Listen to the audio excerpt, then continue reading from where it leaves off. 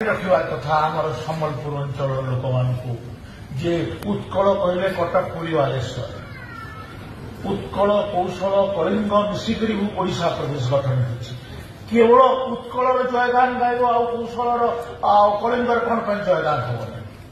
ये गोटे मानसिकता आमको तुम शोषण करुचे आमर अर्थ आमर खनि आमर चाष आमर जंगल सबुथे तुम आमको शोषण कल चाकरी बाकरी सबुथे आज तुम्हें से कल्चुराली भी आमको एक्सप्लेट कर तुम चाहूँ एटा की कथा आम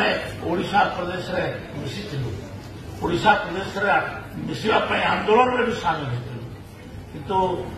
ओडिशा रे मिसिक आम सबुठ बड़ भूल है आम ओडिशा प्रदेश रे मिसिलु जय नारायण मिश्र जेनटा कहीचन हाजिर भल कहीचन कल रे मिसवार नहीं थिला बोली जेन कहीचन पहलारू